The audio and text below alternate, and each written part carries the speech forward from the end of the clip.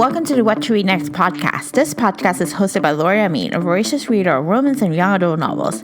In this podcast, Laura interviews fellow readers and authors and asks them for book recommendations of what we should read next. We hope you enjoy it. Welcome back to the What to Read Next podcast. I am so happy to have you back. Today our guest is Stacey, who's a bookstragrammer behind Prose and Palate and Book of the Month Judge. In this episode, we chat how she landed a sweet gig of Book of the Month Judge, as well as her book recommendations. Now let's get to the show. Hi, Stacey. Welcome to What to Read Next podcast. Hi. Thank you so much for having me. So happy to have you here. So tell us who you are. My name is Stacey Armand. My Instagram account is Prose and Palate. By day, I am a data analyst and a part-time reading tutor. And then at night, I'm an avid reader who just reads as much as I can. And I'm a wife and a mom. I love it. I'm so excited to talk to you. So you started Saltwater Reads. What inspired you to get started? Well, when I started my book account, I met, you connect with other book accounts online, and there was a girl on there named Courtney, and her account is Courtney's Bookshelf. And we got to talking, and I realized she lives in Houston. I'm in Lafayette. We're very close. We've both got little boys, and we like the same books. Mm-hmm. And so we just we're talking about it. We just love everything bookish, and we're really passionate about women's fiction, particularly debut authors. So we wanted to provide a platform for new authors to get the word out about their books. And so that's kind of how it started. Now we have some authors, who come on who aren't debut authors, but we really try to focus on debut female authors as much as possible. The book club's a year and a half old, and we've got a really good following. They're really active. They love, books just as much as we do. So we have a lot of really good engagement. And then at the end of the month, we have a discussion on our Instagram page. And we've been fortunate that sometimes the authors will pop in, which is really cool. Because that's our rock stars to us. We're always so excited. So our book club is about 18 months old, and we've been lucky enough to have 13 authors participate. Oh, wow. So we've got so it's really exciting. And then all our followers, we encourage everybody to post pictures all through the month. And then we'll repost their pictures, about 3 times a week. So it's just a great way to get an author some exposure. And then we love it because, we get to discover new works and help get them in the hands of readers. I love it. So I got a question. How do you select a book for the month? What's the process look like for you?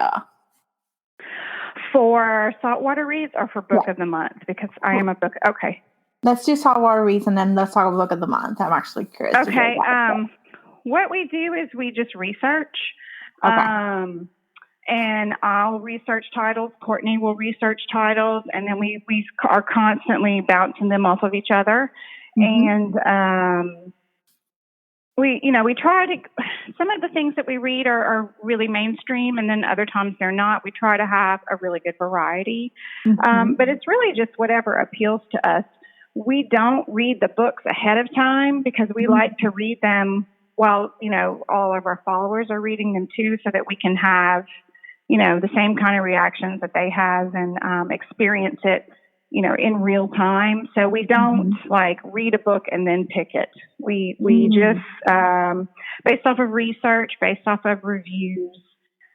And then a lot of times she or I will reach out to the authors and just kind of get a feel for, what their book is about. And that's how we select them. I like it. Oh my gosh, that's so interesting because I'm thinking of starting a book club. And for me, one of the things is do I read the book beforehand, picking it, or do I wait to read it? So, I guess the reason for us is we encourage honesty. We want, obviously be respectful.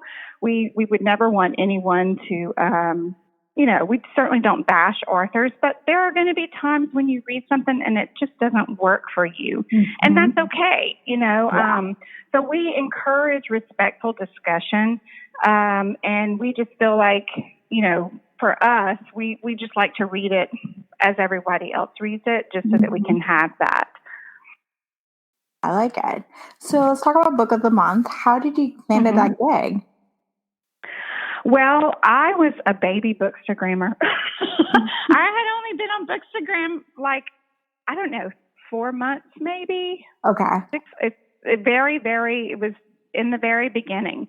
And when I found the book community on Instagram, I was just blown away because I've always been a reader, but it wasn't really cool. Now it's cool and everybody reads and everybody wants to, have books, which is wonderful.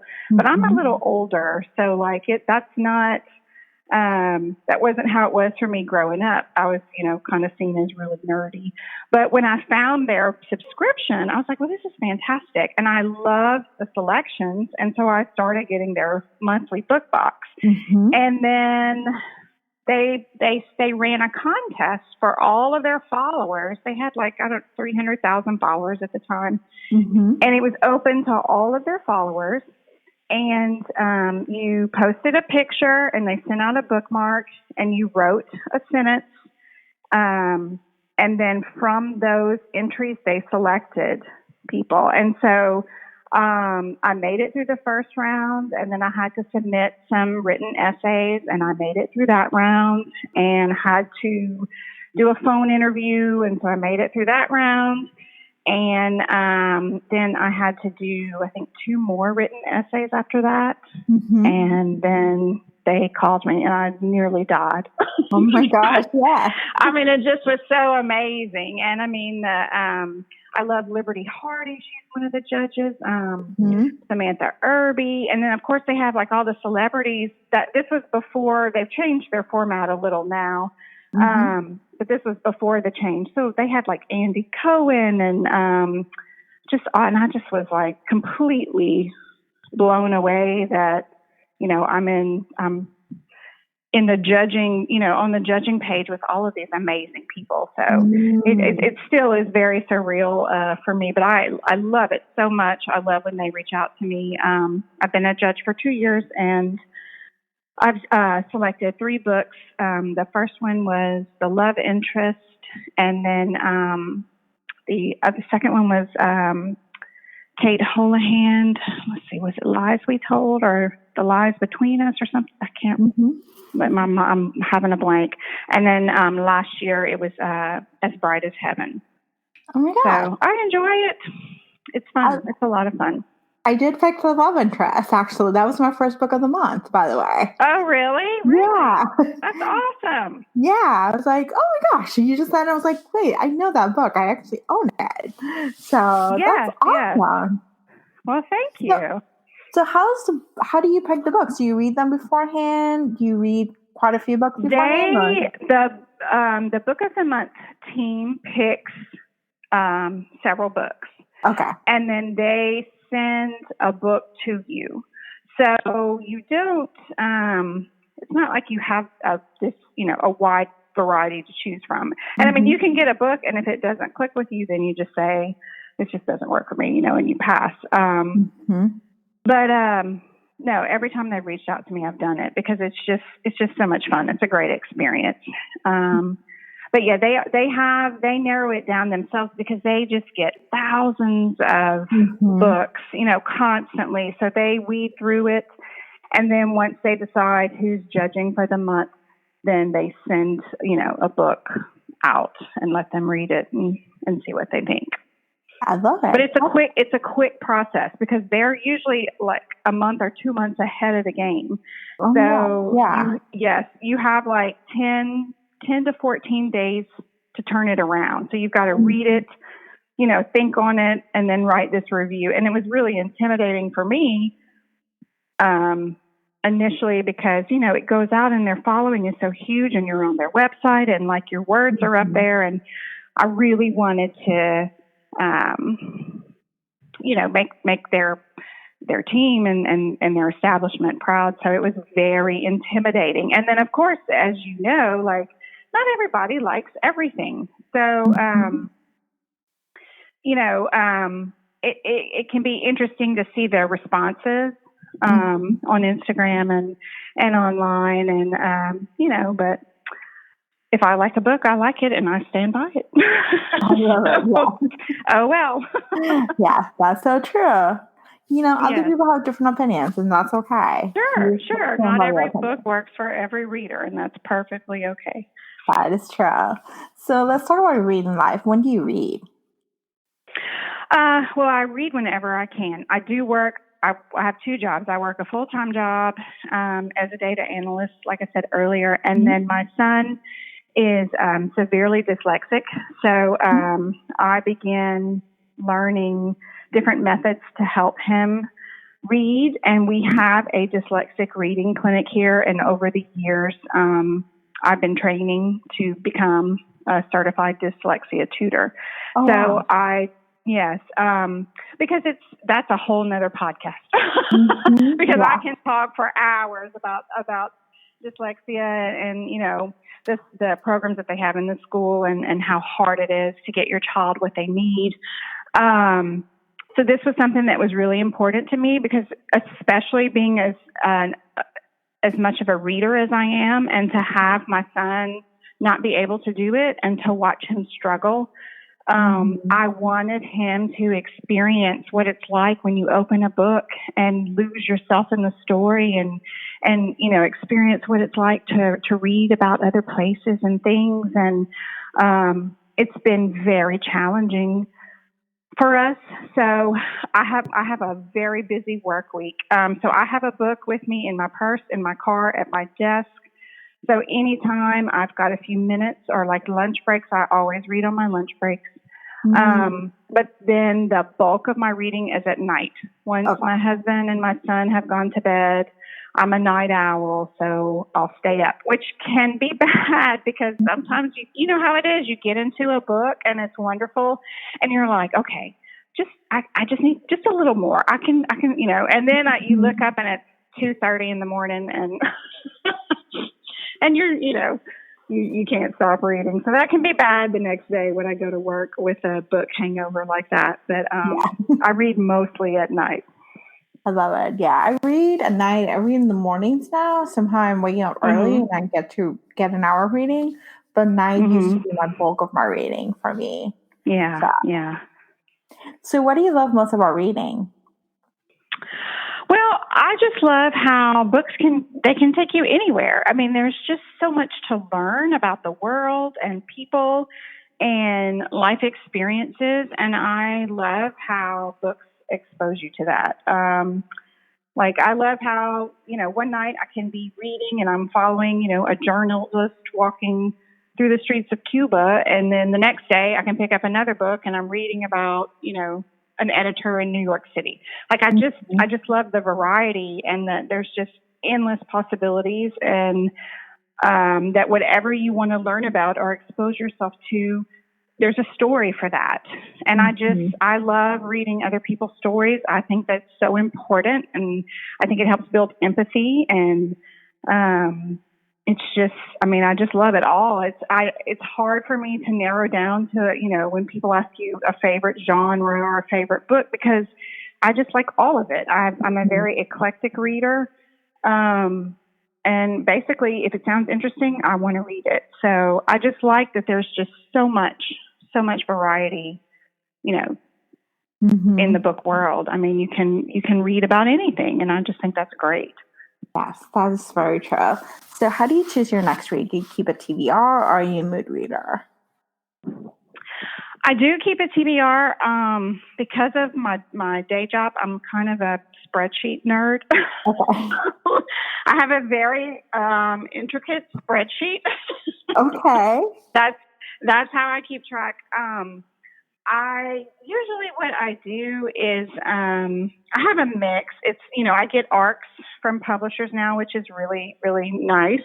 And then I have my new releases, and then I have my backlist books. So I am a mood reader, but what I'll do at the beginning of the month is kind of look at everything that I have, and I try to fulfill my publisher obligations first and read the ARCs that are releasing, that month. And then after that, it's just whenever strikes my mood. So it's kind of a mix of both. I like it. I like that idea of, just having some obligations, but then allowing yourself to be a mood reader and to pick books. Yes. And I had to be careful because when I started, I started on NetGalley, which is wonderful, and I use it all the time. Mm-hmm. And I just went crazy because, you don't know if they're going to approve you or not. So I ended up, you just click, oh, this sounds good. This sounds good. Click, click, click, click, click. I'm a very aggressive clicker.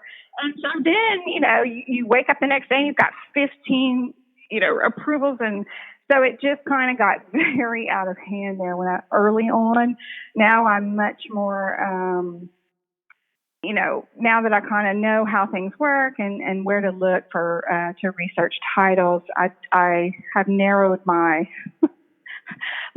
request a good bit. I try now not to have more than 5 arcs a month, just because it's just for me. If a publisher takes the time to send me a book, or an author sends me a book, has reached out to me and we've spoken and I agree to review a book, I want to review that book. So I don't like to overextend myself. And plus too, I feel like it's you get burned out. I mean, this isn't, I would love for this to be, my paid job, but it's not.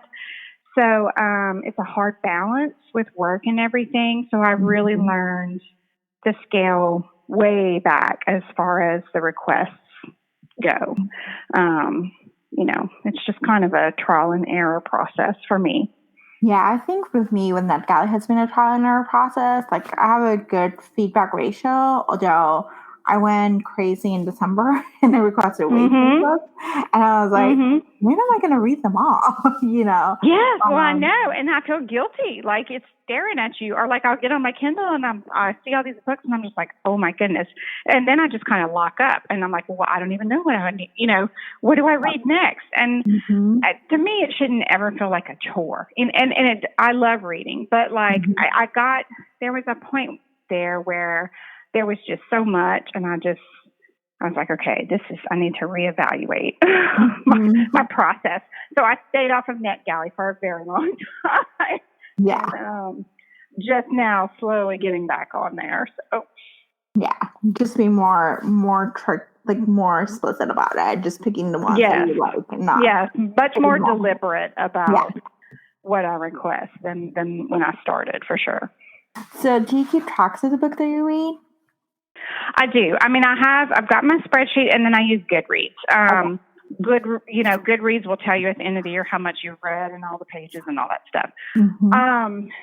Because my son has the learning disability that he has, I am not one, you're never going to come on my account or my blog and see me post, I read, 200 books and I read this percentage was this and this, because to me, if you're reading, that's all that matters.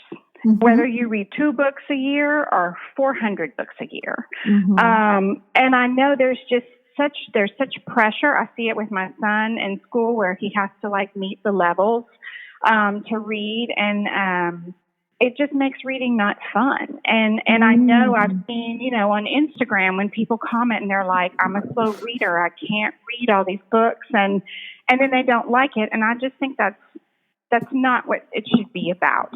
So I am not ever one to really talk about how much I read or anything like that, just because I feel like if you're reading, then that's fantastic. And if you just read 5 books a year, then good for you, So I don't put a whole lot of emphasis on the number side of it, which, I mean, the people that do, that's great. And I'm amazed at how many books some people can crank out in a year.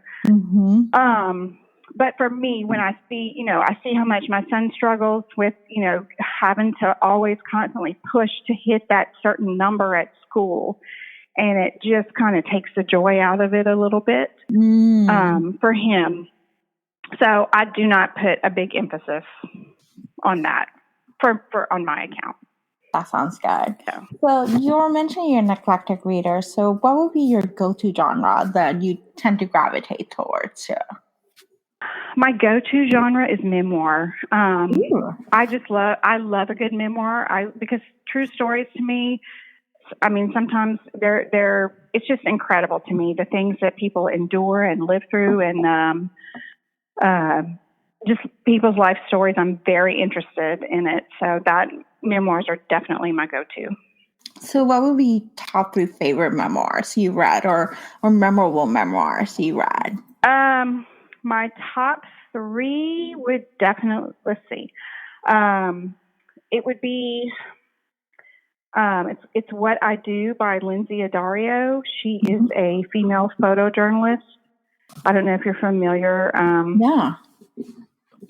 She's a female photojournalist. She has covered, life under the Taliban. She's covered the genocide in Darfur. She's covered the violence in the Congo.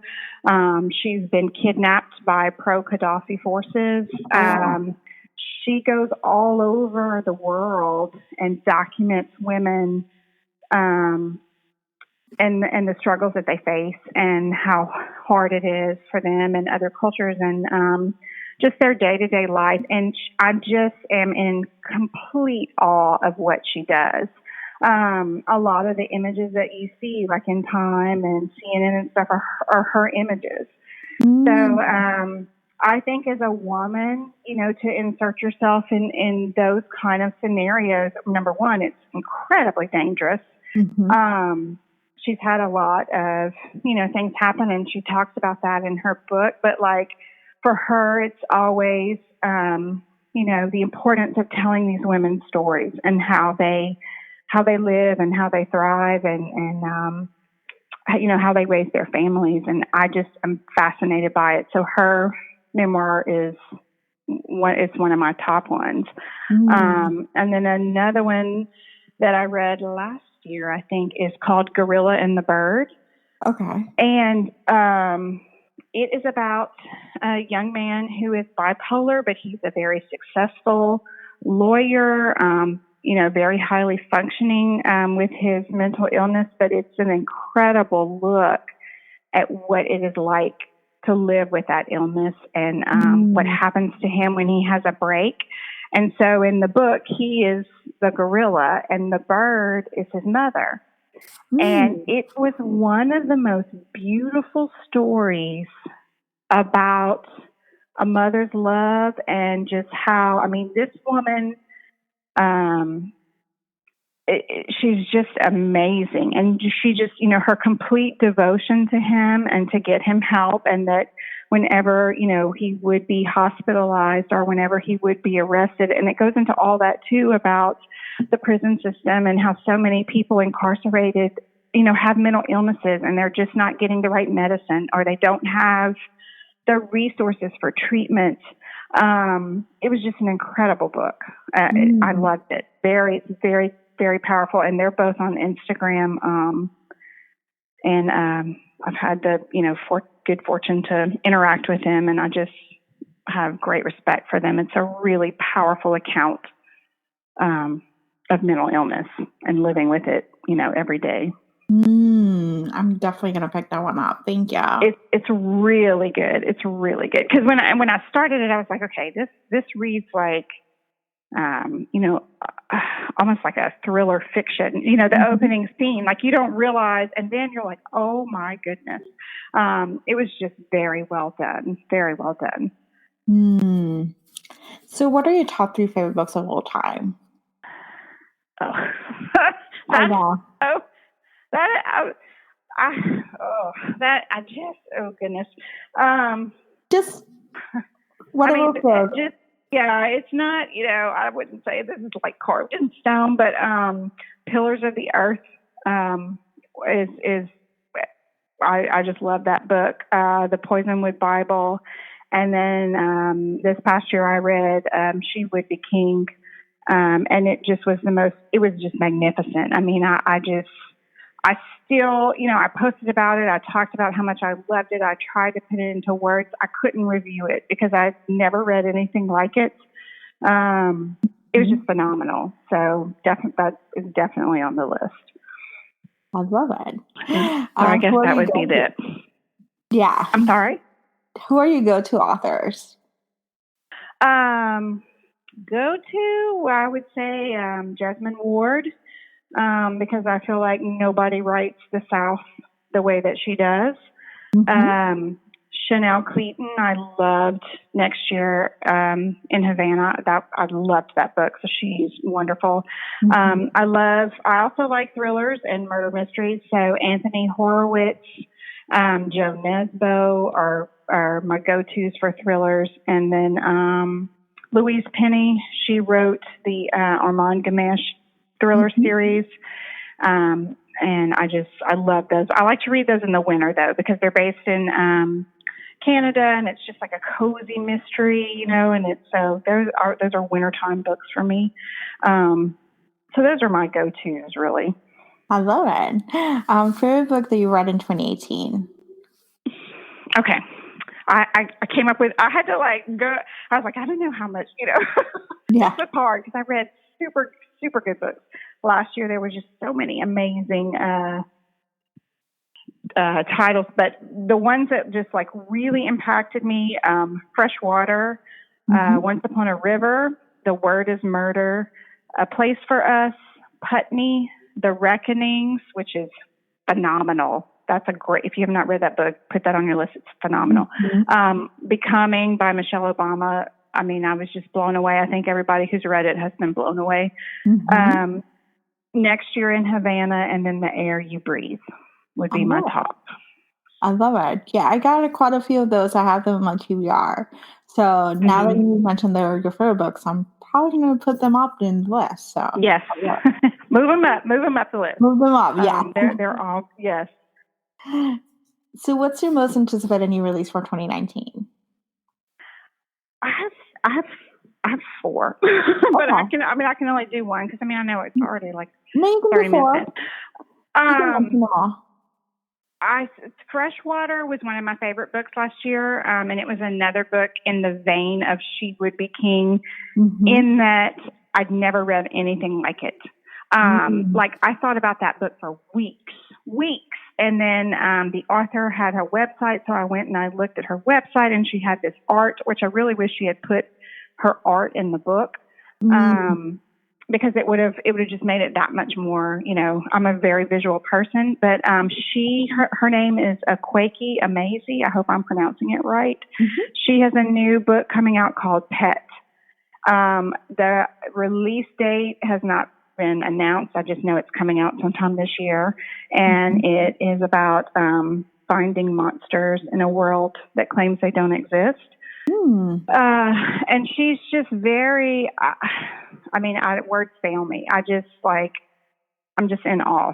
Freshwater just blew my mind. So whatever she writes, I want to read. So I'm really excited about that. Super, super excited about A Woman Is No Man by Ada Frum. I have been lucky enough to connect with her on Instagram. She's just a wonderful woman. She's just super inspirational. Her book comes out in March, and I am counting down the days. I'm so excited to read it. I hope lots of people will read it. I think it's going to be very powerful. It speaks to the, women's experience. I'm excited about that one. And then Chanel Cleaton, like I said earlier, she's one of my go-to auto-buy authors, and she has a new book coming out, When We Left Cuba. And then Elizabeth Gilbert has City of Girls coming out, so I'm excited about those.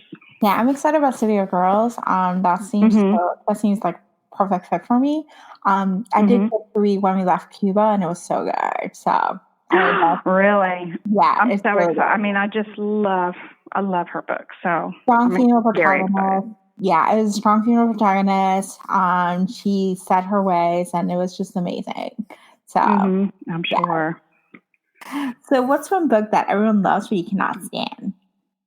Oh my goodness, I am probably going to get a lot of clap back for this, but Frederick Bachman, A Man Called Ove. Everyone that I know loves him, loves his work, and it just does not work for me. Same with John Green. He did Turtles All the Way Down. It's just not for me. It just doesn't work for me. So, Yeah, I agree. And people are usually shocked. They're like, "What? You didn't like it?" And I'm like, "No, sorry."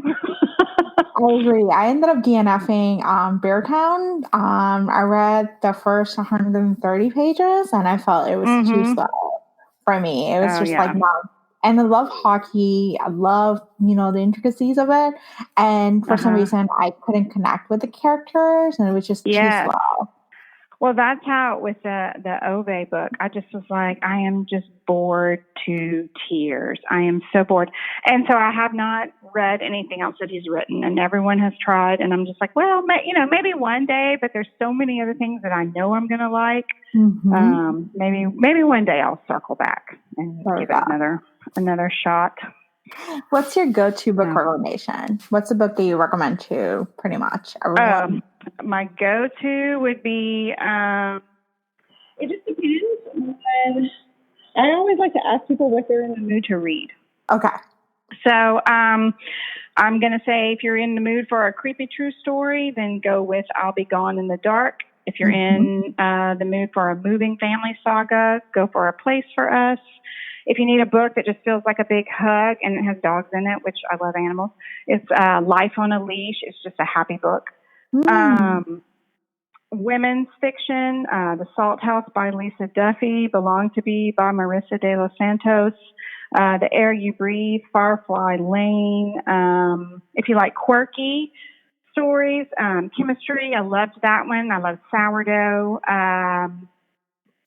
Southern fiction, let's see, Whiskey and Ribbons, When We Were Worthy, Cane River, The Help, Divine Secrets of the Yaya Sisterhood, trying to think, historical fiction, The Nightingale, Alias Grace, The Red Tent, and thrillers. I read a lot of thrillers as well. So Unsub, The Child Finder, anything by Karen Slaughter. But I will say Karen Slaughter is very graphic. And her books are usually pretty violent. So if that's not your thing, proceed with caution with her work, because there's a lot of trigger things in her books usually. And Joe Nesbo, he's a Scandinavian author, and I love his Harry Hole series and anything he writes, really. So I don't have a specific go-to, as you can see. Yeah, but these are great recommendations. I love that you were taking us a recommendation for a little bit of everything. So that was awesome. So thank you. Tell us where we can find you online. Online, I have a blog. It's Prose and Palate, and then I'm on Instagram under the same name. And then also our Saltwater Reads book club is on Instagram as well. And then you can also find me on the Book of the Month, bookofthemonth.com under the Judge Gallery. I love it. Where I am. Thank you so much for being on the show. Well, thank you for having me. I've had so much fun, and I know I talk a lot, but I'm very passionate about books. So thank you so much for having me. Thank you, Stacey, for a great list of book recommendations. For a detailed list of books mentioned in the podcast, please visit whattoreadnextblog.com/96. Thank you so much for listening, and I hope you have a fantastic day.